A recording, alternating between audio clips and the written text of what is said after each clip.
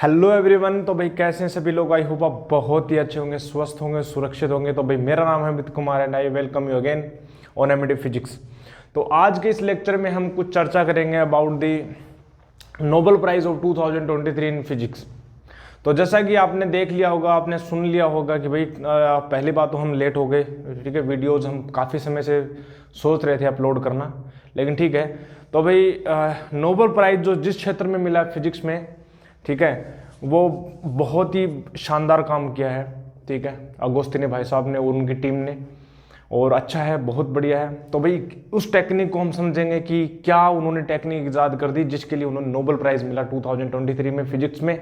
तो अभी स्टार्ट करते हैं भाई, चलो आ जाएंगे सभी के सभी। तो देखिए, जो जिस टेक्निक को उन्होंने ईजाद किया फिजिक्स के अंदर, उस टेक्निक से जो है हम इलेक्ट्रॉन की मोशन को, इलेक्ट्रॉन की मूवमेंट को कैसे रिकॉर्ड कर सकते हैं, ठीक है, कैसे उसका एनालाइज कर सकते हैं, उस टेक्निक को आज हमने उन साइंटिस्ट ने, उन महान हस्तियों ने हमें दिया है, ठीक है। और हमें धन्यवाद करते हैं उनका, बहुत ही अच्छा। और आगे जो आने वाले उस फील्ड में एटो सेकंड जिसको हम बोलते हैं, आज का टॉपिक हमारा एटो सेकंड के ऊपर होगा।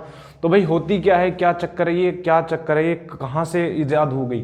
तो भैया देखिए, ये एक ऐसी टेक्निक है जिसके द्वारा हम जो है इलेक्ट्रॉन की मोशन को, इलेक्ट्रॉन की मूवमेंट को, हर एक टाइम पर जो मूवमेंट हो रही है, ठीक है, उसको हम रिकॉर्ड कर सकते हैं, ठीक है। तो इतनी पॉपुलर क्यों है ये? पॉपुलर इसलिए क्योंकि इलेक्ट्रॉन की जो मोशन है वो इतनी स्पीड में होती है, इतनी स्पीडी होती है, ठीक है। उसकी मोशन जो इलेक्ट्रॉन की इतनी स्पीड में होती है कि उसकी मोशन को रिकॉर्ड करना आसान बात नहीं है। और वो जो है इन साइंटिस्ट ने कर दिखाया है, क्योंकि अब तक जो था भाई, टाइम जो फ्रेम की हम बात करेंगे, टाइम फ्रेम की हम बात करेंगे, अब तक जो था टाइम फ्रेम जो था वो हमें पता था कि 10⁻⁻15 सेकंड तक हम जा सकते थे भैया। इतने टाइम, इतने टाइनी, इतने स्मॉल ड्यूरेशन ऑफ टाइम का हमें पता था, यहां तक हम पहुंच पाए थे। लेकिन इन साइंटिस्ट ने क्या किया है, इन साइंटिस्ट, ये तो फेम्टो ऑर्डर का था, ये था फेम्टो ऑर्डर का, फेम्टो ऑर्डर का अपने पास टाइम ड्यूरेशन था अपने पास।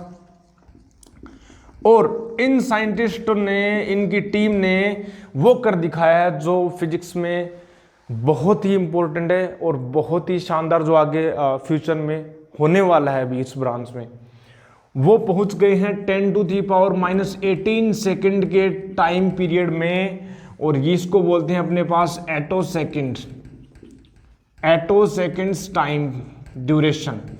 ये जो ड्यूरेशन है वो इतनी कम स्पीड है, जितनी स्पीड जो है, इस स्पीड में हम जो है इलेक्ट्रॉन की मोशंस को, इलेक्ट्रॉन्स की मोशंस को जो है हम ऑब्जर्व कर सकते हैं, इलेक्ट्रॉन्स की मोशंस को। जबकि ये वाली जो टाइम पीरियड थी, इस ड्यूरेशन में हम आसानी से मोलिक्यूल्स रेंज में पहुंच जाते थे, ठीक है।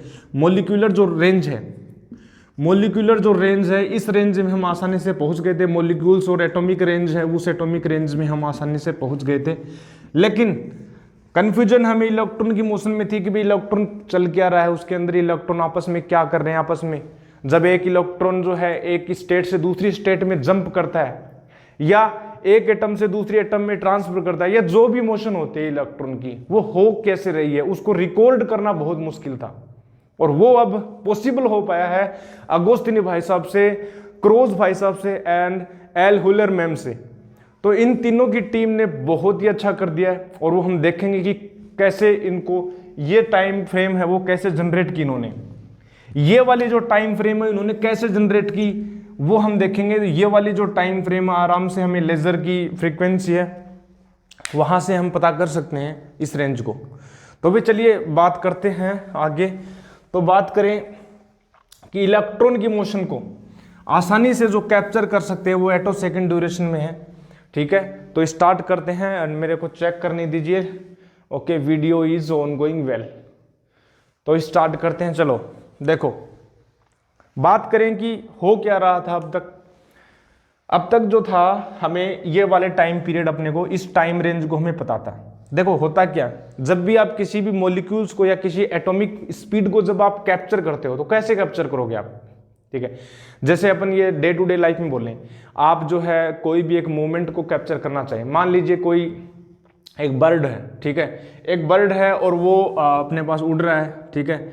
ये मान लीजिए अपने पास कोई एक बर्ड है, ये हमने बोल दिया कि ये एक बर्ड है, ठीक है, ये हमने बोल दिया कि एक बर्ड है, ठीक है।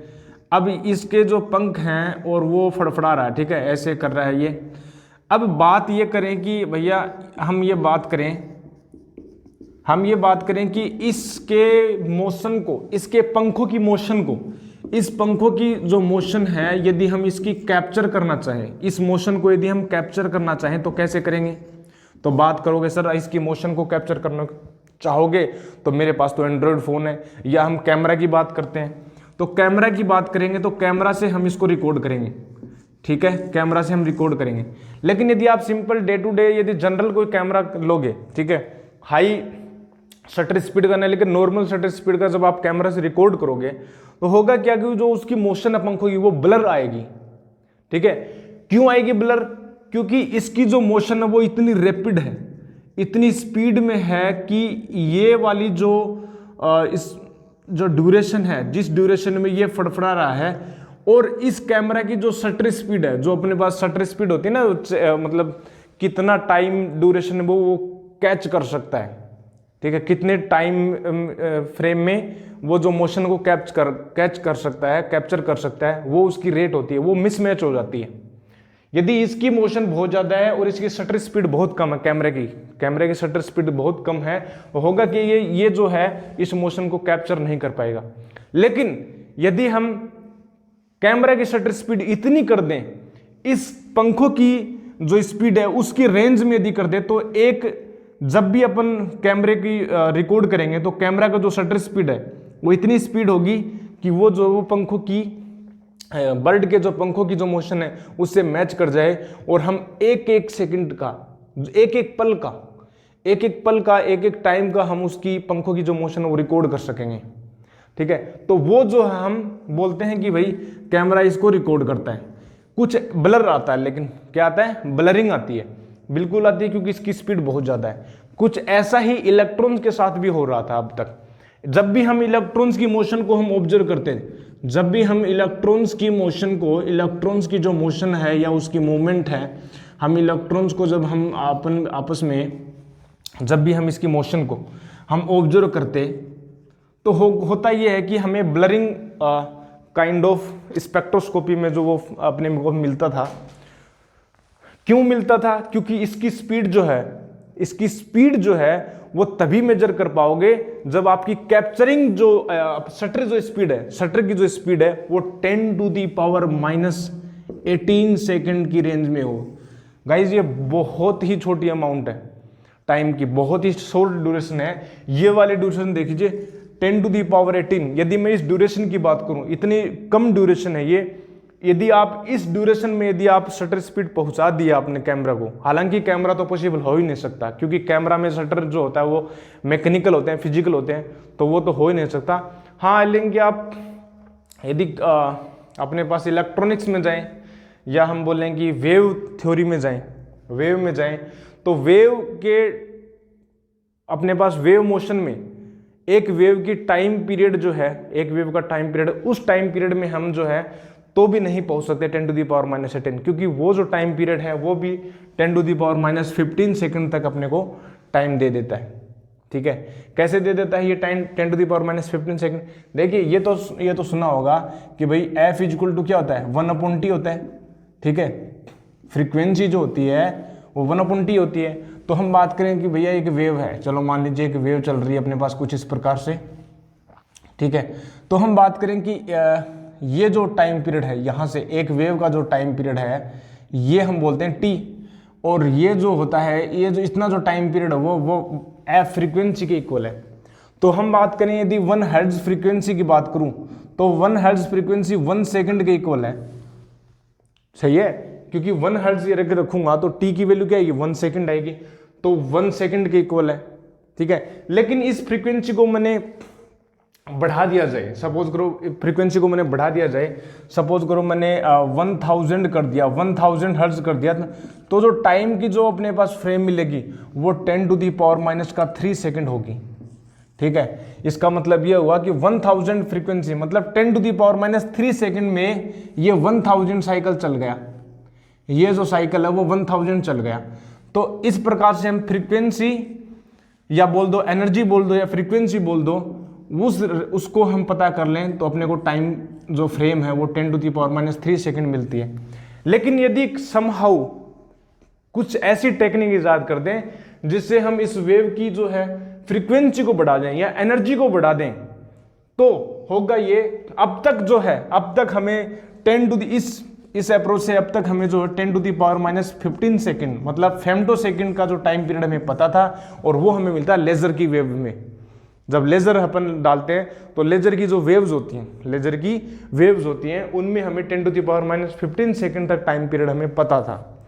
लेकिन आगे जो काम किया इस टीम ने, इन महान हस्तियों ने जो काम किया है, उस काम को सराहनीय है, बहुत ही शानदार काम किया। इन्होंने क्या किया, इस फ्रीक्वेंसी को बढ़ा दिया, इन वेव की फ्रीक्वेंसी को बढ़ा दिया, मतलब एनर्जी बढ़ गई, फ्रीक्वेंसी बढ़ गई, तो टाइम जो है ये घट करके 10⁻18 सेकंड तक हो गया, जिसको हम फेम्टो ऑर्डर करते हैं। और इस टाइम फ्रेम में आप इलेक्ट्रॉन के मोशन को आराम से एनालिसिस कर सकते हो, क्योंकि ये जो टाइम पीरियड है ये इलेक्ट्रॉन की मोशन के टाइम पीरियड से मैच कर रहा है। वही बात हो गई ना, कैमरे की शटर स्पीड जो इस बर्ड के पंखों की स्पीड से मैच करने लग गई, तो हम उसकी मोशन को आसानी से एनालिसिस कर सकते हैं due to help of spectroscopy. ठीक है, तो ये कैसे किया इन्होंने, ये स्पीड को, ये जो फ्रीक्वेंसी है उनको बढ़ाया कैसे, वो हम बात करते हैं भाई। चलिए वो बात करेंगे कैसे किया इन्होंने, लेजर को क्या क्या किया, ठीक है, वो हम बात करेंगे। तो 3 साइंटिस्ट है इनमें, अगोस्तिनी भाई साहब, क्रोज भाई साहब और जो एल हुलर मैम थी। तो 3 साइंटिस्ट थे जो कि आप थंबनेल पर देख भी सकते हैं, ठीक है, आज के अपने लेक्चर में। तो कैसे किया इन्होंने, ऐसे हुआ क्या, तो देखिए इन्होंने क्या किया, इन्होंने ये किया, देखिए बात करते हैं इन्होंने क्या क्या दिया, इन्होंने कितना ज़्यादा बेहतरीन जो काम किया इन्होंने वो देखिए। ठीक है, देखिए हुआ क्या, इन्होंने क्या किया था, इन्होंने जो है लेजर को, ठीक है, अपने पास लेजर होती है, ऑलरेडी हम जो है टाइम जो फ्रेम है ऑलरेडी हम रीच कर गए हैं, ठीक है, वी हैव ऑलरेडी रीच्ड, देखिए लिखना तो बनता है, we have already reached at the time duration of order femto, मतलब 10⁻15 सेकंड तक हम पहुंच गए थे भाई, यहां तक तो हम पहुंच गए थे, ठीक है, 10⁻15 सेकंड तक पहुंच गए थे, ठीक है। अब इन्होंने क्या किया, इन्होंने एक्सपेरिमेंट में लेजर को जो है, लेजर को इन्होंने नोबल गैस से पास किया, और नोबल गैस से पास करने के बाद में हमें जो है वो जो अपने पास एटो सेकेंड्स जो है पल्सेस मिली, एटो सेकेंड पल्सेस मिली थी, ठीक है। और इन एटो सेकेंड पल्सेस को इन्होंने इलेक्ट्रॉन के ऊपर, जो भी अपने पास जिस इलेक्ट्रॉन की अपने को मोशन को स्टडी करनी है उन इलेक्ट्रॉन्स के ऊपर डाला, और by the help of spectroscopy you can say we have measured the motion, each moment की हम जानकारी ले सकते हैं इलेक्ट्रॉन्स की। और ये बहुत इंपॉर्टेंट बात है कि आप इलेक्ट्रॉन की मोशन की जानकारी ले सकते हैं, क्योंकि अब तक हमने जो भी किया इलेक्ट्रॉनिक्स में, मान लीजिए जो भी अपन बात करें, ट्रांजिस्टर बोल लीजिए, अपने पास डायोड बोल लीजिए, जो भी हमने स्टडी किया, ये हमने इलेक्ट्रॉन की मोशन को कंट्रोल किया है। तो ऐसे ही जो यहाँ पर हमने क्या, इलेक्ट्रॉन के मोशन को जो है कैप्चर कर लिया, और उस वहाँ से बहुत ज़्यादा इंफॉर्मेशन हम पता लगा सकते हैं। आगे आने वाले फ्यूचर में एटो सेकंड जो है फिजिक्स है वो बहुत ज़्यादा डेवलप होगी। अभी तो ये राइजिंग फिजिक्स है, एटो सेकंड में अभी काम बहुत बाकी आगे होने वाला, ठीक है। तो ये एटो सेकंड पल्सेस जनरेट हुई, हुआ क्या हुआ, ऐसे देखिए, जब उन्होंने लेजर को, ठीक है, नोबल गैस में पास किया तो हुआ क्या, देखिए नोबल गैस में जो अपने पास एटम है, ठीक है, एक एटम होगा, नोबल गैस में एक एटम की बात कर लें और उस एटम में इलेक्ट्रॉन्स हैं, ठीक है, तो इलेक्ट्रॉन जो है वो न्यूक्लियस में बाउंडेड रहता है, ठीक है, बाउंडेड रहता है। यदि हम बात करें कि कैसे बाउंडेड रहता है, ठीक है, तो देखिए हम बात करें कि कुछ इस प्रकार से उसका जो वेल बनता है, ये मान लीजिए इलेक्ट्रॉन है, ठीक है, इलेक्ट्रॉन की बात करूं, ये कुछ इस प्रकार से ये बाउंडेड है, ठीक है, और ये जो है ये हो गया अपने पास न्यूक्लियस हो गया, ये हो गया न्यूक्लियस हो गया, ये बाउंडेड है, ठीक है। अब हुआ क्या, जो ही आपने लेज़र को इंसिडेंट करवाया तो हुआ क्या, क्योंकि लेज़र है, लेज़र जो है अपने पास इलेक्ट्रोमैग्नेटिक वेव है और इलेक्ट्रोमैग्नेटिक वेव में इलेक्ट्रिक फील्ड जो वाइब्रेट करता है, तो इलेक्ट्रिक फील्ड जो वाइब्रेट करता है तो ये अपने पास एक वाइब्रेटिंग फील्ड है, तो हम उसको वाइब्रेटिंग फील्ड को हम यहाँ पर जनरेट करते हैं कुछ इस प्रकार से, ठीक है, कुछ इस प्रकार से अपने पास ये मिलता है। देखिए हम इस रेंज को बनाते हैं, ठीक है। अब जो ही ये जो हमने एक लेजर की एक वेव बनाई है, हमने क्या बनाई है, एक लेजर की एक वेव बनाई है, एक वेव पल्स बनाई है लेजर की। जो ही जो है इलेक्ट्रिक फील्ड, लेजर का इलेक्ट्रिक फील्ड जो है इस इलेक्ट्रॉन को एनर्जी देगा, ठीक है, ठीक है, एनर्जी देगा, ये इलेक्ट्रॉन हो गया। तो जो ही ये इलेक्ट्रॉन जो है इस इलेक्ट्रिक फील्ड में, लेजर के इलेक्ट्रिक फील्ड में इसके नेगेटिव साइकिल को जब ये नेगेटिव साइकिल जो इलेक्ट्रिक फील्ड का इस इलेक्ट्रॉन से पास होगा तो इलेक्ट्रॉन जो वो एनर्जी को गेन करेगा और ये एनर्जी को गेन करके ये जो इलेक्ट्रॉन है वो बाहर हो जाएगा, मतलब टनल कर जाएगा, ठीक है, टनलिंग कर जाएगा। टनलिंग क्वांटम फिजिक्स का बहुत बढ़िया फिनोमेना है कि जो इलेक्ट्रॉन जो है, ठीक है, इलेक्ट्रॉन जो है टनल करता है, तो हम लिख सकते हैं कि इलेक्ट्रॉन जो है इलेक्ट्रॉन्स टनलिंग, ठीक है, when negative cycle of laser electric field attack on the electron, तो ये क्या कर जाएगा, टनल कर जाएगा। और अब देखना ये बहुत इंपॉर्टेंट है, अब जब ये टनल करेगा, ठीक है, ये बाहर चला जाएगा, टनल कर जाएगा, लेकिन हो क्या रहा है, जो ही ये टनल कर जाएगा, टनल करने के बाद में जो है जब ये इलेक्ट्रॉन बाहर है वो फ्रीली मोशन कर रहा है, ठीक है, इलेक्ट्रॉन पर क्या हुआ, इलेक्ट्रॉन के ऊपर नेगेटिव साइकिल आया इलेक्ट्रिक फील्ड का, लेजर का, और इसको बाहर निकाल दिया। अब ये फ्री है, लेकिन अब भी जो है ये फ्री तो है, लेकिन अब भी ये जो है लेजर के नेगेटिव साइकिल से अभी भी क्या है, कांटेक्ट में, स्टिल ये कांटेक्ट में है, ठीक है, अभी भी क्या ये कांटेक्ट में है। Electron is still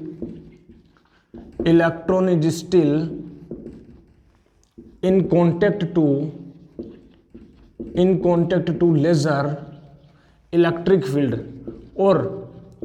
field and it gains extra energy, ठीक है, compare than its energy gap of energy levels, ठीक है।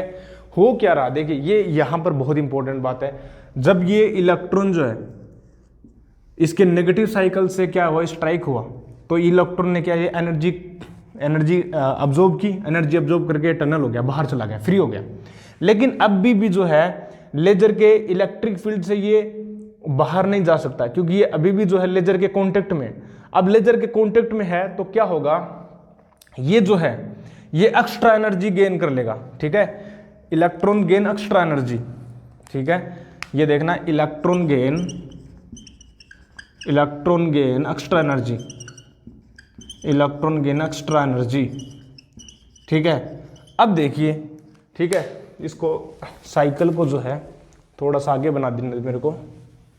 अब जो है ये एक्स्ट्रा एनर्जी को गेन कर लेगा, इस नेगेटिव फील्ड में क्या हुआ, ये अटैक हुआ, और फिर जो है ये जो है अब ये पॉजिटिव साइकिल में होगा। अब देखो होगा क्या, अब जो है इस लेजर का जो पॉजिटिव साइकिल है, पॉजिटिव साइकिल में होगा क्या, इलेक्ट्रिक फील्ड की डायरेक्शन चेंज होगी। तो नेगेटिव साइकिल में जब इलेक्ट्रॉन को बाहर निकाला तो पॉजिटिव साइकिल में अभी अट्रैक्ट करेगा, और अट्रैक्ट करेगा तो अब ये जो इलेक्ट्रॉन है वो वापस से अपनी ओरिजिनल जो अपने पास जो है उसकी स्टेट है उसमें वो वापस से आएगा, और वापस से आकर ये वापस से अपनी जो ओरिजिनल जो उसकी स्टेट थी, ठीक है, जहाँ से उसने बाहर से टनल किया था वहीं पर ये वापस से जंप करके वहाँ पर सेट हो जाएगा। और इस सिचुएशन में जो है जब इलेक्ट्रॉन जो है हायर स्टेट से लोअर स्टेट में वापस जंप करता है तो हमें पता भाई, हमें पता है ये जो है वेव्स को इमिट करेगा। और ये जो वेव्स होती हैं, ये जो वेव पल्सेस होती हैं, ये जो है गाइज ये मिली हमें एटो सेकंड के ऑर्डर में। क्यों मिली, क्या कारण था एटो सेकंड के ऑर्डर में? भाई यहाँ तक तो ये वाली जो वेव थी, ये वाली जो वेव थी लेजर की, ये हमें पता है 10⁻⁻15 सेकंड के ऑर्डर में थी, ऑलरेडी हमें पता है इतने ऑर्डर में। लेकिन ये 10⁻18 सेकंड के ऑर्डर में कैसे मिल गई, ये देखिए 10⁻18 सेकंड्स, ठीक है। क्यों मिली?